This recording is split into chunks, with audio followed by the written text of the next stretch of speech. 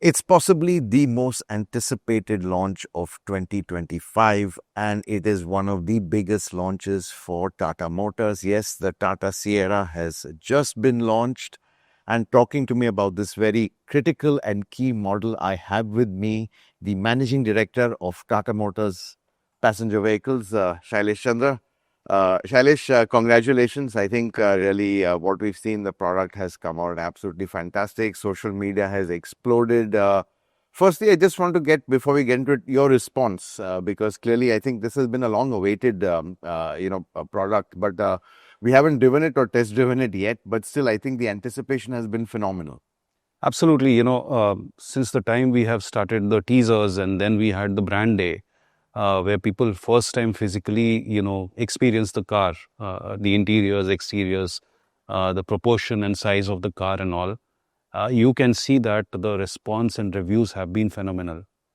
It was a big responsibility on us because it was an iconic brand, discontinued maybe 25 years back, which was brought to the market 35 years back maybe.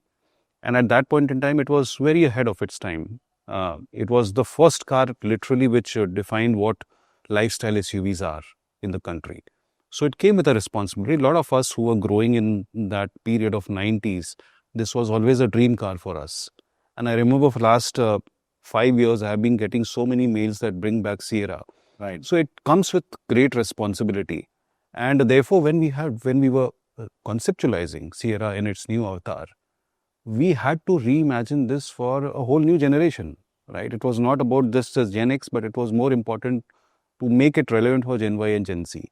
And you will see that on one hand, it keeps the DNA of the OG Sierra from a silhouette perspective, upright, boxy, wraparound glass and all. But from inside, you see the premiumness, the whole spaciousness that you see, and the tech stack. Right. Is a notch ahead of what you see in this segment or even higher segments. Right. So that is how we have conceived it. We are positioning this car in as a premium mid SUV, and I hope that this is going to really do well. So before getting into the product, you talked about Sierra, obviously bringing back an old nameplate. Does it really resonate? Because don't forget, it's been lost for over 20 years. So do you think there is still a recall of the name because there's a new generation possibly who are not aware of this? You're absolutely right. So the idea was not that it has to be just evoking the nostalgia factor of the old Sierra, because that is only relevant to people who have seen the car, say Gen X. Right. It was more important to keep it relevant for the Gen Y and Gen Z. And that has been the reason why a Gen Y, Gen Z lives a digital lifestyle. And therefore, you'll see this is the first car with 5G connectivity in an ICE car. It has those triple screen infotainment system. It is L2 plus ADAS. Connected car features are immense. So it has been kept in mind that this generation would require that kind of a car. But at the same time, the timeless design of Sierra is the DNA which has been carried forward, because it is timeless cool for even the young generation. Right. So that is how it has been conceived. So idea was not to just relate to the generation which had seen or dreamt of Sierra, but be more relevant for Gen Y, Gen Z. Right. And Shailesh, a lot has been thrown into the Sierra. Two new engines, all new engines. You've got an upgraded diesel also.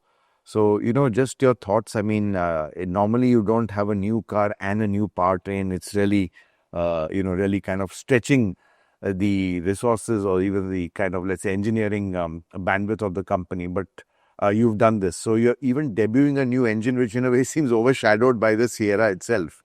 You'll be having it in the Harrier as well. So, just your thoughts on the powertrain as well, and even slipping in a 1.5 NA. Clearly, that strategy to get a low entry point, low price point, which you have done quite clearly, as we've seen. No, indeed, as in engineering terms, we call this is the highest scale program, right? Highest scale in every sense. It's a new powertrain. It's a new platform, right? It's a new top hat. It has a lot of tech elements which are also new for the first time. And it has new manufacturing facility for engine. It has new manufacturing facility for the whole product also. So on the scale 55555 is how we call it. Right. So there's the highest scale program. Remember, this is also a big inflection point for us because till 2020, our life was less than 4-meter cars. Right. Which required engines, which were smaller, like 1.2 liter. Yes, you had a Harrier Safari, which was, and there was a destroyer, and there was a white space which was left in between.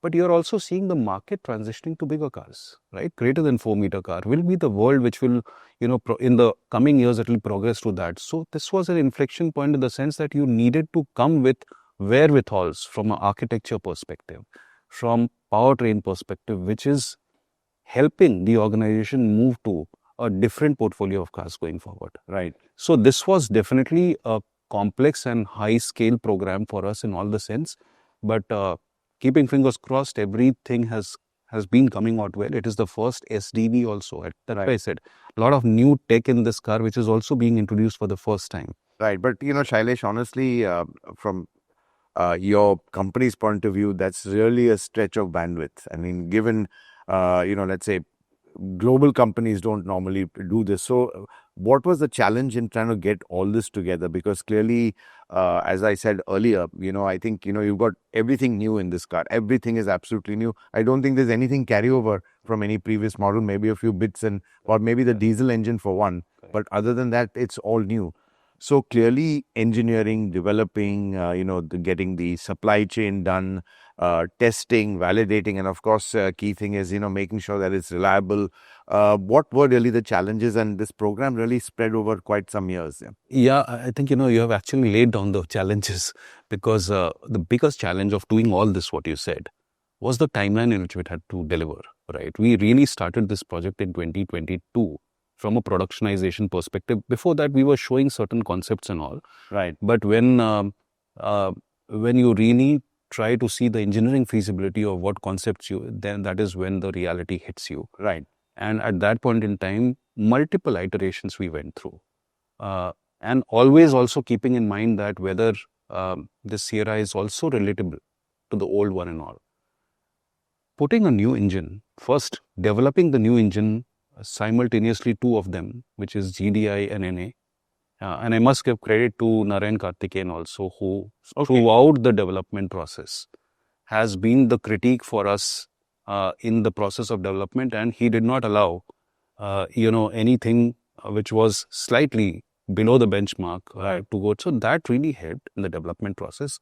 But bringing a new engineering, the whole factory, engine factory, and Hormazd, you got the opportunity to see the factory. It's a world-class factory. Right. It is being made in Sanand 1, which was the old, factory that we had. State-of-the-art factory. So it took really a lot of stretch on our manufacturing team and manufacturing engineering team to make it happen in this short period of time, and also proving the process. Right. The Sanand 2 plant, which is the Ford factory that we acquired, was possibly the best factory even Ford would have had. Right. Yeah. Retooling that to the new product really took us a lot of time. But the manufacturing quality from that plant has been impeccable. Even from the time when we shifted the Nexon to Sanand 2, as we call it, that old Ford factory, the quality levels have been very high, very automated plant. So it was definitely a challenge to deliver all this in this short period of time. But I think we have not cut corners. We have ensured that we have tested it and validated it rigorously. Even on the software development side, there has been a lot of maturity on the process and system. In the last 2 years, we have gone through massive learning curve. We have created centralized software integration team. We have gone first time in this car, the process of co-locating the supplier team also. Right. So that we are maturing the software. We have gone for synchronous release of software. So a lot of work has gone behind in ensuring that the maturity of this car and craftsmanship is well taken care of. I just want to talk on the Sanand factory. I mean, clearly, you acquired a factory which was obviously at that time state of the art. But there's also a certain culture which comes with that factory, because quite honestly, this factory seems to have a certain culture which has come from Ford. And I mean, a lot of people want cars coming out of this factory, and maybe not Ranjangaon, talking specifically the Nexon. So, is this also something which you inherited, which was in a way a bonus, which maybe you never realized that, it's even the way the people, the work culture in the factory? I would say the people are the biggest assets that we got from Ford, because ultimately your processes will definitely align to the internal processes. But a lot of culture and practices is what we took forward from Ford. And we ensured that the same leaders within that factory were retained. And they were given that power to retain the culture. So even if the highest level of person went there from our side, actually that person changed to that culture. Right.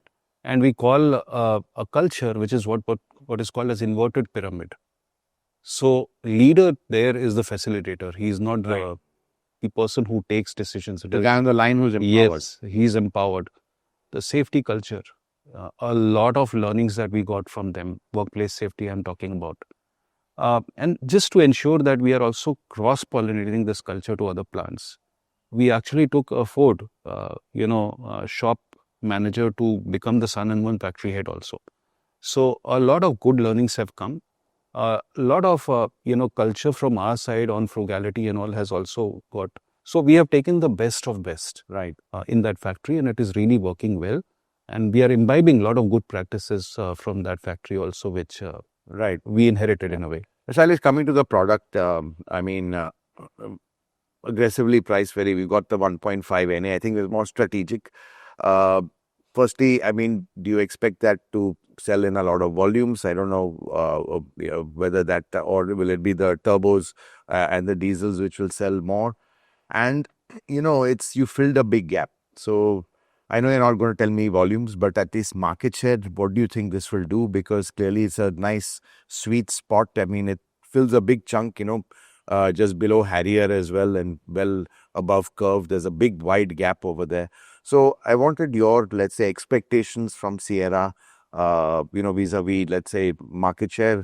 What you expect it to do for, let's say, going forward, and even in terms of overall volumes. Correct. Before coming to the volumes, I just wanted to harp upon this point, which I also made in the presentation today, that when we were doing the need assessment of this segment, around, 15 lakh kind of a price point in and around that, which is the mid-size SUV price point, we realized that there are a lot of customers, who live in big cities and also tier 2, tier 3 cities, where you also get this issue of parking size. Especially stack parking. Yeah, stack parking, or even the size of the parking is, while they can afford bigger cars, but it is also coming out that the footprint is getting limited in India, beyond certain, not all of them, I'm saying, but there is sizable section of people who, kind of restrict themselves to that kind of a size. I have few of my colleagues in the senior leadership team who have this kind of an issue, but they want to have the indulgence of a high SUV. This is the sweet spot that we thought, if we are able to offer this at aggressive price, closer to the mid-size SUV, right, this will create a very compelling value proposition. So with this kind of a positioning, we are expecting that this will be the most compelling value proposition, and that therefore it should drive good volumes and not only take a part of the share of the current mid SUV segment, which is about 40,000-45,000 per month. Right. I believe that this kind of a compelling product will expand this segment. Right. Whenever a set of products have come in a segment which is compelling, people have shifted from the adjacent segment to that, and it expands the segment. We have seen in the compact SUV segment that has expanded from 30,000 to 80,000. So good products do expand the segment. Do you think it will cannibalize even Harrier? I would not. I would just come to Harrier. I think some level of cannibalization can't avoid. But before answering that, I want to come to the point of the numbers that you asked. You rightly said number is something which we have definitely planned for certain production, but I can't reveal that. But we are today 16 to 17% market share in SUVs. With Sierra, we feel confident that we will now be somewhere between 20-25% market share. That's a big jump. So, I mean, if you can just keeping our fingers crossed, keeping our fingers crossed. Right. Coming to Harrier, whenever a customer is thinking of buying a car, there is a budget in mind. But in that budget, so customer is not thinking mid SUV or a high SUV. They are thinking, I have this money and I'm looking for the best car for that money. So they explore all the cars around the adjacent areas also. So we'll see high SUV also, they'll see mid SUV also, maybe compact SUV also. And they see where is their, need and the car which hits the sweet spot, and they buy that. So there will be some level of overlap, nobody can deny. And given the fact that you are launching petrol in the Harrier, Correct. And this will also have the same petrol, so possibly a little bit more cannibalization could happen and overlap. So I still believe that there is some level of clear distinctness between who buys a Harrier versus who will buy a Sierra. Sierra, you'll have more, first-time buyers also. So I wanted to come to that. I mean, who is your typical Sierra buyer? I mean, obviously, let's be honest, Creta is the number one in the segment. That's got the maximum volume. Definitely a typical Creta customer. But who else? I think there's a slightly lifestyle element to the vehicle, which you kind of, even in the design and features, you made it a little bit more upmarket. So trying to understand who the buyer would be. Sure. So one, that this iconic product had its own appeal.